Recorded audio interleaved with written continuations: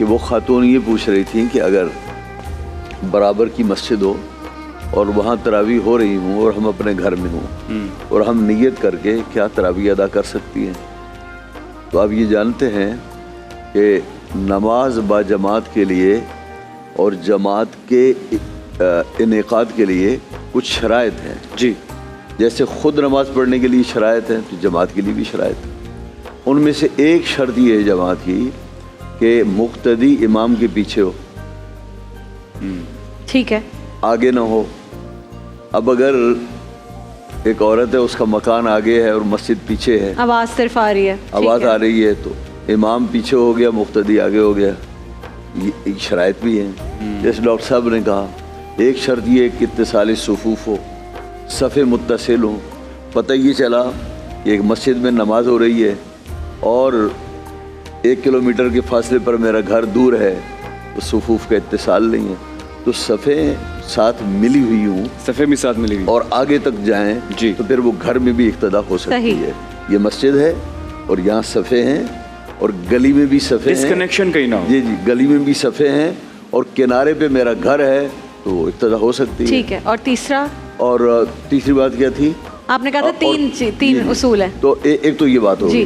تو دوسرا یہ ہے کہ ابھی مصری صاحب نے کہا عورتوں کا مسجد میں نماز پڑھنے کے معاملے میں, تو اس میں کوئی شک نہیں کہ حضور نبی پاک صلی اللہ تعالیٰ علیہ وسلم کے عہد مبارک میں ازواج مطہرات مسجد میں صرف نماز ہی نہیں پڑھتی تھی بلکہ اعتکاف بھی کرتی تھی.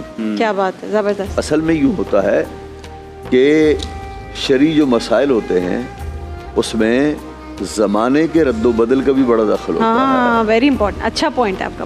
تو زمانے کے رد و بدل کا بڑا دخل ہوتا ہے. آج کہیں جگہ میں نے نہیں سنا کہ مسجدوں میں عورتیں بھی اعتکاف بیٹھتی ہوں, میں نے نہیں سنا. ہمارے تو جتنی اہل حدیث کی مساجد ہیں اس میں جو خواتین کا پورشن ہے, آپ نے الگ سے الگ پورشنز ہوتے ہیں.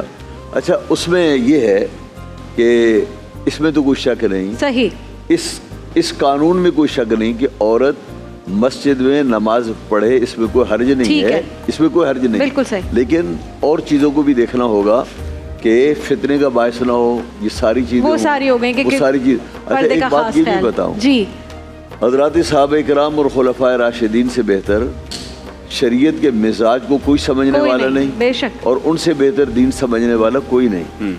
حضرت ابوبکر صدیق کے دور, نبی پاک صلی اللہ علیہ وسلم کے دور میں بھی عورتیں جاتی تھیں مسجد میں. بالکل ٹھیک. حضرت ابوبکر صدیق, حضرت عمر کا جب دور آیا تو حضرت عمر رضی اللہ عنہ نے کچھ معاملات ایسے دیکھے, واقعات پیش آئے جن واقعات کی وجہ سے بے حرمتیوں کے معاملات سامنے آنے لگے. تو آپ نے عورتوں پر مسجدوں میں آنے کی پابندی لگائی, لیکن وہ جزوی قسم کی پابندی. تو وہی حالات و واقعات کو مد نظر حضرت عائشہ سے شکایت کی گئی جی, تو اب ظاہر ہے کہ وہ عورتوں سے شکایت کریں گی کہ یہاں سے کچھ مدد مل جائے. تو آپ نے فرمایا کہ لا رسول اللہ صلی اللہ علیہ وسلم ما احدث النساء لمنعهن المساجد کما منعت نساء بنی اسرائیل.